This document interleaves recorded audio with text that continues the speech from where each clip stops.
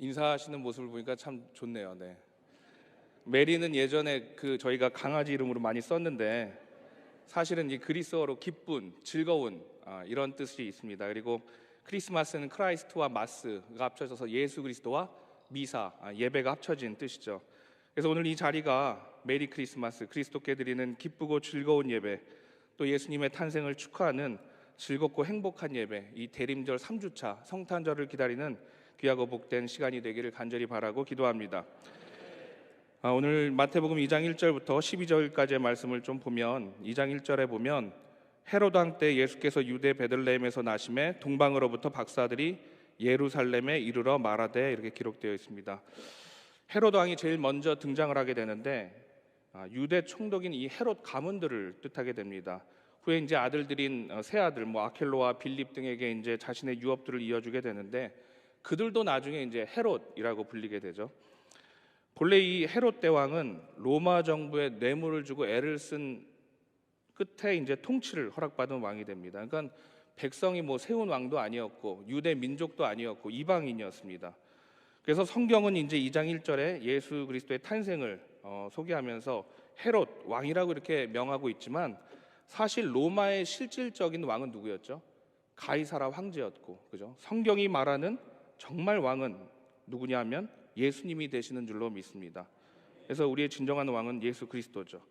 근데 이 유대인의 왕으로 오실 메시아가 유대 베들레헴 땅에 나신다는 이 이야기는 정말 이미 많은 구약의 선지자들과 문헌들을 통해 기록되고 예언되었던 말씀입니다. 그러니까 이스라엘 백성들이라면 어린아이와 노인에 이르기까지 다 아는 이야기였어요. 근데 어느 날 동방으로부터 한 별을 보고 이 박사들이 찾아오게 됩니다. 이제 동방은 어딘가 하면 이제 동쪽이겠죠. 근데 이 고대 지도를 보면 바벨론 지역으로 이제 보고 있는데 이 바벨론이 나중에 이제 페르시아에게 점령을 당하게 되죠. 그리고 현재 지금 이 나라는 페르시아의 후예들이 있는 파르티아를 지금 동방으로 이렇게 보고 있습니다. 그래서 이 파르티아라는 나라에서 박사들이 오게 되는데 우리는 이제 별을 보는 박사들이라고 해서 흔히 지금 무슨 타로점을 치는 이제 점성술사 같은 박사를 좀 알고 있는데 당시 이 마고이라고 해서 고위 관직에 있던 천체 물리학자, 천체 학자들이었습니다. 그러니까 그 당시에 고도로 발달한 어떤 과학과 수학을 이용해서 천체를 하루도 빠짐없이 이제 관찰하는 사람들.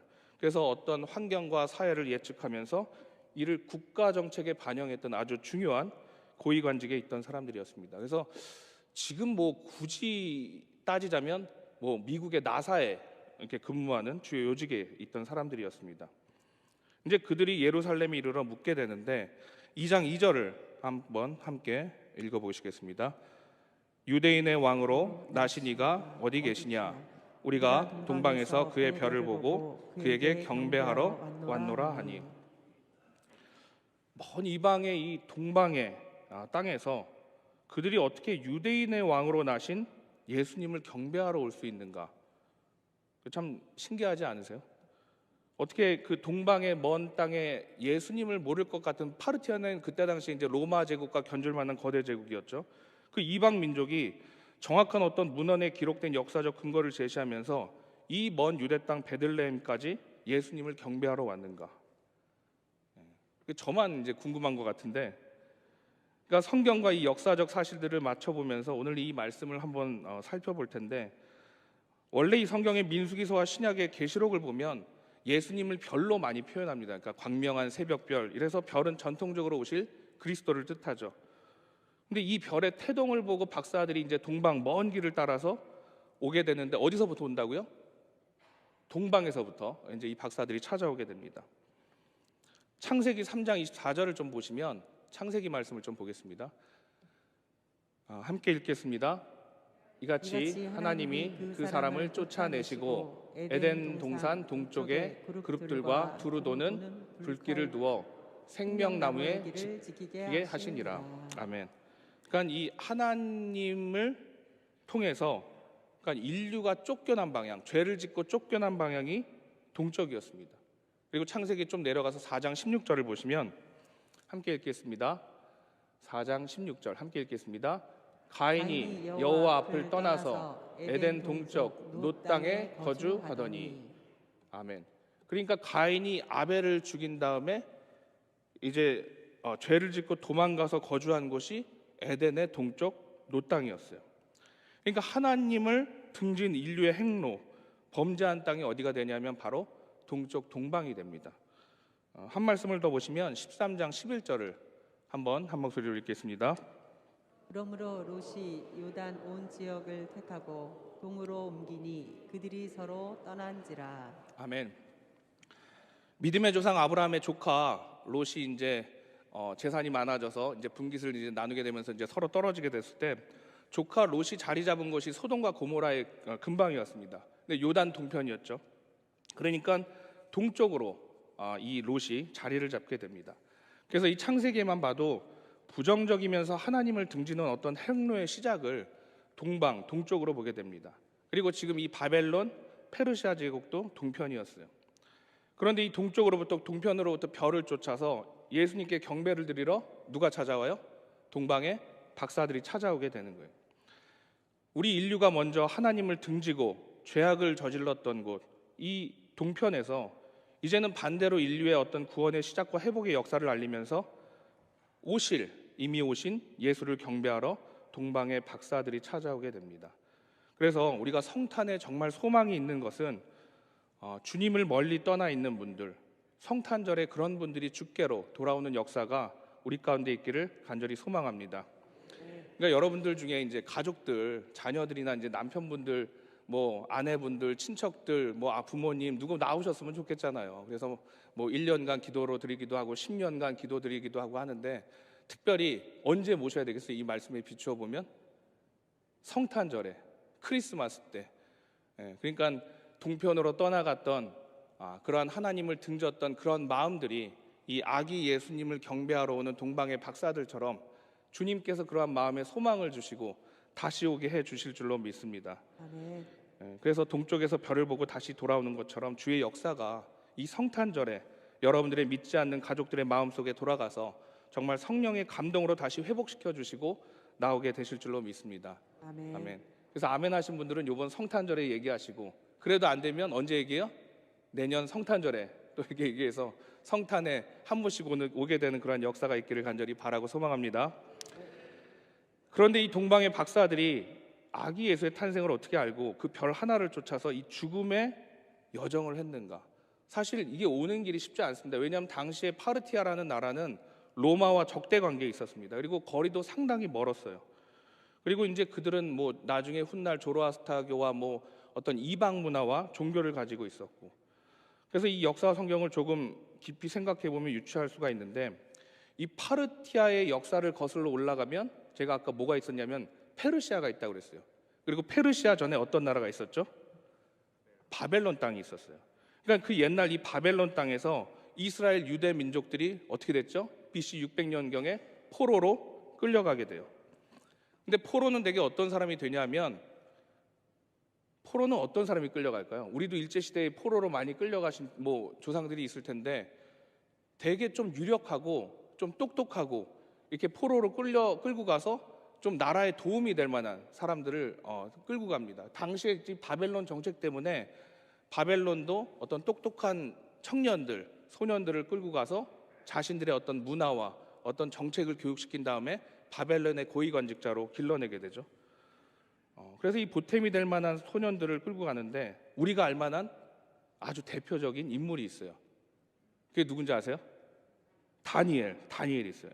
이 다니엘은 어린 나이에 이 바벨론 제국에 끌려가서 아주 높은 고위관직 총리까지 지낸 인물이 되죠.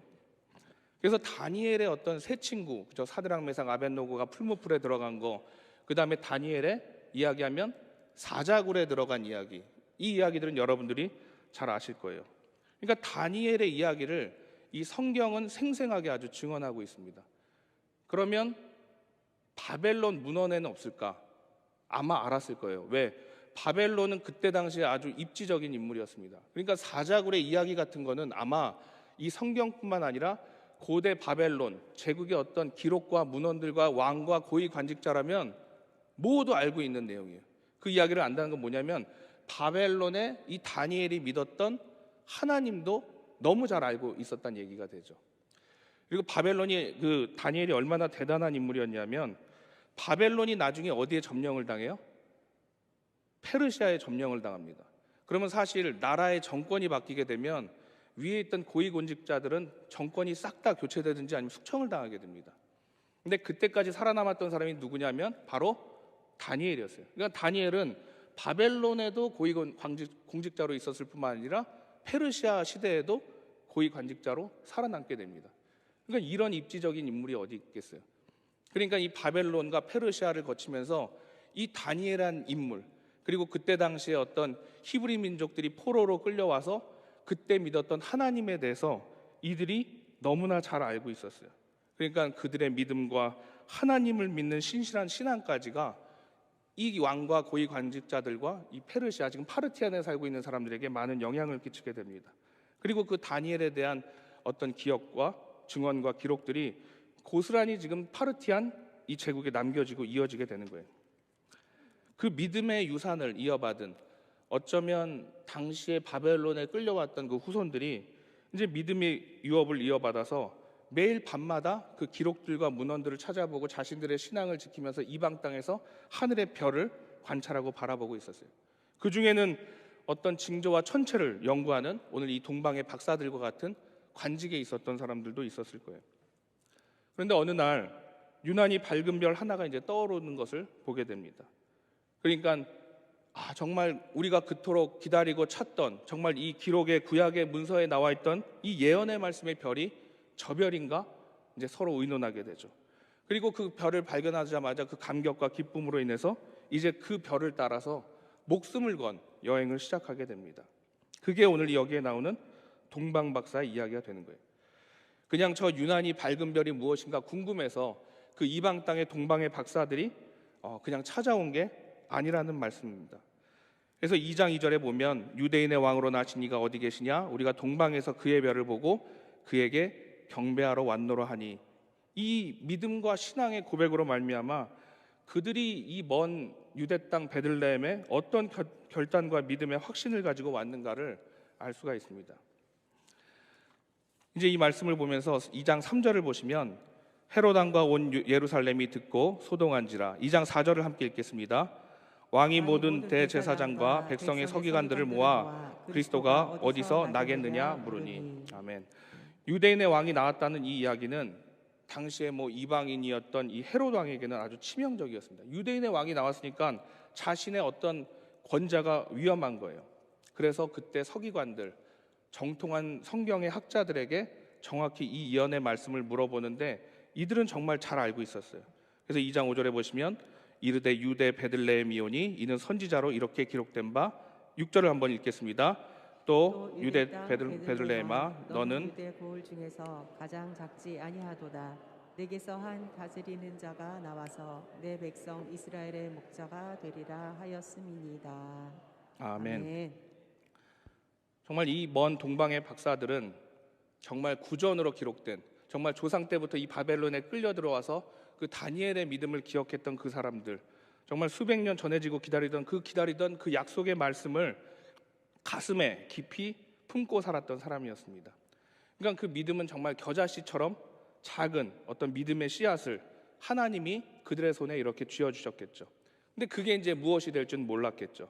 근데 이것을 주신 분은 바벨론 시대부터 지금까지 우리에게 믿음을 주신 하나님이 되시는데, 그게 나중에 예수 그리스도라는 귀한 선물이 되어서 그들 가운데 나타나게 되신 줄로 믿습니다. 그러니까 그 약속의 말씀을 믿으면서 유난히 그 밝은 별 하나를 쫓아서 엄청난 정말 죽음을 건 목숨을 건 인생에 도전을 했던 그들은 결국 이 아기 예수님을 영접하는 그 감동과 영광과 은혜의 순간들을 함께 누리게 된 줄로 믿습니다. 반면에 이 유대의 서기관들은 어떠냐? 이 서기관 대제사장들은 정말 100%의 믿음이 있었다면 100% 확신 있는 이 예언의 말씀을 가지고 있었던 사람들입니다. 그러나 그들은 지금 예수님의 나심도 관심도 없고 모르고 있었고, 알았어도 결국 그 경배의 자리에 어떻게 찾아가나요? 안 찾아가나요? 안 찾아갑니다. 그러니까 7절 8절을 보시면 7절 이에 헤롯이 가만히 박사들을 불러 별이 나타난 때를 자세히 묻고, 8절을 함께 읽겠습니다. 베들레헴으로 보내며 이르되 가서 아기에 대하여 자세히 알아보고 찾거든 내게 구하여 나도 가서 그에게 경배하게 하라. 아멘. 그러니까 경배하러 간다고 헤롯 왕은 얘기는 하죠. 근데 나중에 안 가요. 그러니까 사실 이 예루살렘과 베들레헴까지는 그렇게 먼 거리가 아닙니다. 여러분 성지순례 가시면 뭐 차로 한 20분 걸릴까요? 그냥 당시에 걸어가만 가도 2시간이면 충분히 갈 수 있는 거리였어요. 그런데 이 100%의 예언의 말씀과 어떤 확신을 가지고도 이 지척 가까운 곳에 있는 그 놀라운 수백 년 동안 그 메시아 이스라엘 백성들이 기다렸던 그 약속의 말씀, 그 경배 자리를 가지를 않고 있는 거예요. 근데 이 목숨 걸고 먼 동방에서 정말 이게 확실하지도 않은 어떤 기록과 믿음을 가지고 순례의 길을 떠난 이 동방의 박사들과는 너무나 대조가 되는 그러한 행로입니다. 그래서 헤롯과 대제사장 서기관들의 어떤 행로와 이 먼 파르티안의 동방의 제국에서 온 박사들의 행로, 그러면 우리의 어떤 행로는 어떠합니까? 그러니까 대림절 기간에 다시 오실 예수 그리스도를 기다릴 때 우리는 정말 고린도후서의 말씀처럼 얼굴과 얼굴을 맞대어 다시 만나게 될 것을 간절히 소망하며 기도합니다. 단순히 이 3절의 말씀처럼 헤롯 왕가 온 예루살렘이 듣고 소동한지라, 정말 소동만 일으키고 끝나는 요란법석지근한 시끄러운 성탄이 아니라 진정으로 예수님을 경배할 수 있는, 만날 수 있는 시간이 되기를 간절히 바랍니다. 아멘. 그래서 이 동방의 먼 길을 달려온 이 박사들이 드디어 이제 별이 멈춰서는 것을 보고 2장 10절에 보면 이렇게 이야기해요. 그들이 별을 보고 매우 크게 기뻐하고 기뻐하더라. 그리고 11절을 함께 읽겠습니다. 집에 들어가 아기와 그의 어머니 마리아가 함께 있는 것을 보고 엎드려 아기께 경배하고 보배압을 열어 황금과 유향과 몰약을 예물로 드리니라. 아멘. 사실 우리가 조금 생각해 봐야 될 것이, 먼저는 이제 늘 우리가 이제 어떤 장면을 떠올리게 돼요. 그러니까 구유에 누이신 아기 예수님을 동방의 새 박사들이 이렇게 영접하고 하는 장면을 많이 그림으로 봐서 떠올리게 되는데, 아마 이때는 마구간이 아니라 또 구유가 아닌 곳에서 영접하는 것이 아니라 정말 집에 들어가는 것을 봐서는 아마 시간이 조금 지난 뒤에, 이제 아기 예수가 탄생하고 시간이 조금 지난 뒤에 이 동방의 박사들이 아기 예수님을 경배하는 것 같아요. 근데 모두 몇 가지의 예물을 준비하냐 하면 모두 3가지의 예물을 준비합니다. 그래서 이 3가지 예물 때문에 사실은 우리가 동방의 박사들을 몇 명이라고 생각해요? 3명이라고 생각하잖아요. 근데 3명이서 그 먼 길을 갔다가는 흔적도 없이 사라집니다. 그러니까 아마 그 파르티안에서 이 먼 길까지 오려면 뭐 많은 식량과 뭐 많은 준비와 이런 것들이 있기 때문에 적어도 한 30-40명들이 이 유대 땅 베들레헴을 찾아오지 않았나 이렇게 생각을 해요. 그래서 3가지 예물을 준비하게 되는데 황금, 유향, 몰약, 이 3가지를 준비하게 됩니다. 다 의미가 있는 거예요. 황금은 왕을 상징하고, 이 유향은 제사장이 다루는 물품이고, 몰약은 시체가 부패하지 않게 하는 약입니다. 그러니까 이 왕으로 오실 예수님, 제사장으로 오실 예수님, 십자가의 피로 우리를 구속하시는 대속자가 되시는 예수님을 이 3가지 예물이 각각 상징하게 됩니다. 그러니까 이들의 경배가 참 의미가 있는 거예요. 그냥 온 것이 아니라 자신들이 경배해야 되는 대상이 누군지 분명하게 알고 옵니다.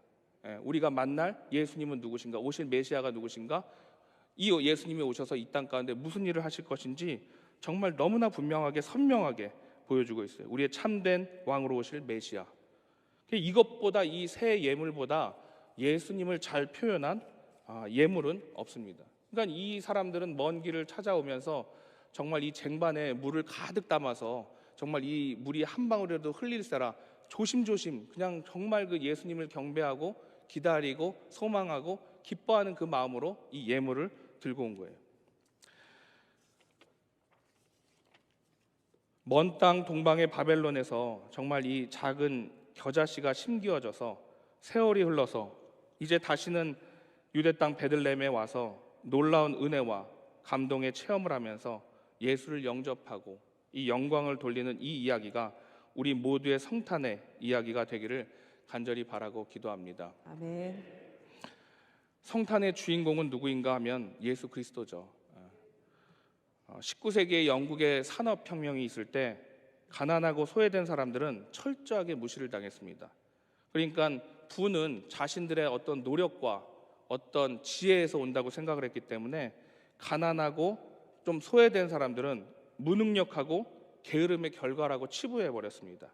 그리고 그때 당시 교회는 자신들의 배를 불리기에 급급했던, 사회는 이런 이분법적 구조에 아주 익숙했던 그런 시대였습니다.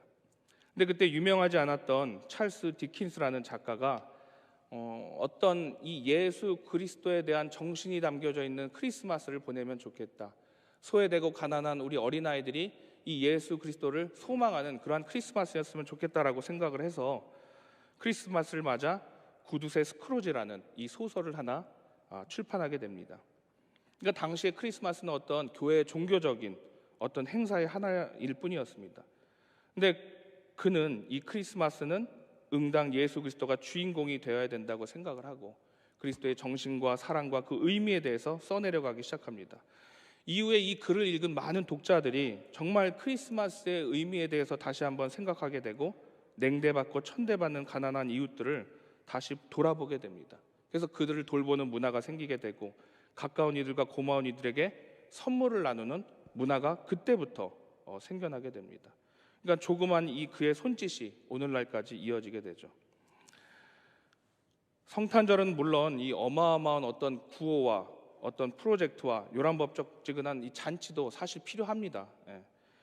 예수님의 생일이니까 우리가 그렇게 잔치로 요란법적지근하게 할 필요도 있죠. 하지만 오늘 우리의 작은 이 몸짓과 또 하나님이 우리 손에 쥐어주신 이 소망의 겨자씨를 바라보면서 소중하게 생각하고 기다릴 줄 아는 우리 모두가 되기를 간절히 바라고 기도합니다. 아멘.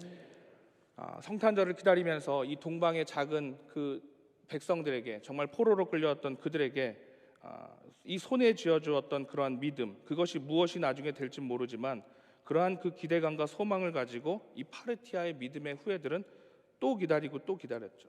근데 그때 그 별을 발견했을 때 그 기쁨, 정말 그 별을 따라서 아기 예수를 영접했을 때 그 감동과 은혜는 정말 지금의 어떤 말로도 표현할 방법이 없는 거죠. 매우 크게 기뻐하고 기뻐하더라. 이 성경에 기록된 대로 이렇게 증거해도 모자란 거죠. 그래서 오늘 우리의 이 대림절 3주차 성탄을 기다리는 우리의 예배가, 경배의 자리가 정말 찰스 디킨스의 구두쇠 스크루지라는 이 소설로 그 크리스마스의 문화가 바뀌었던 것처럼 우리의 작은 어떤 이웃을 향한 마음과 예수 그리스도를 향한 그 사랑과 또 당시의 동방의 그 믿음의 후예들이 겨자씨를 받아서 기다렸던 그러한 작은 몸짓으로 인해서 예수님의 정신과 사랑이 드러나는 자리가 되기를 간절히 바라고 기도합니다. 아멘. 그래서 오늘 우리가 대림절 3주차를 맞이하면서 딱 성탄절까지 2주 남았는데 정말 우리의 예수 그리스도를 대한 소망과 그 기다림과 사랑과 정신이 우리의 마음속에 품고 기다렸을 때 정말 성탄절을 맞이하는 저와 여러분 모두가 정말 벅찬 은혜와 감동으로 예수를 만나고 기쁘게 증거하고 우리 성탄절의 숭익교회가 잔치를 하나님께 영광을 돌리는 그러한 뜻깊은 성탄절이 되기를 간절히 바라고 기도하겠습니다. 아멘. 기도하겠습니다. 사랑의 주님, 대림절 3주차를 맞아 오실 예수님을 소망하며 기다립니다. 하나님이 우리의 손에 꼭 쥐어주신 소망의 작디 작은 겨자씨를 바라보면서 오늘도 우리의 믿음을 키워나갈 수 있도록 주여 인도하여 주시옵소서. 우리가 기다리고 있는 이 겨자씨 한 알이 나중에 싹을 터서 무엇이 될는지 모르지만 주님이 이미 주신 사랑과 은혜와 기쁨과 넘치는 감사로 이 씨앗이 훗날 싹을 틔우고 자라서 커져서 작은 예수님을 통한 각각의 열매로 세상 만방의 기쁜 소식으로 전해질 수 있도록 주여 인도하여 주시옵소서. 우리가 성탄의 기쁨을 나누면서 우리의 작은 그리스도의 정신과 이 사랑의 몸짓을 통해서 그 어느 때보다 훈훈하고 뜻깊은 거룩한 은혜 넘치는 성탄절이 되도록 주님 함께하여 주시옵소서. 이 모든 말씀 예수님의 이름으로 감사하며 기도하옵나이다. 아멘.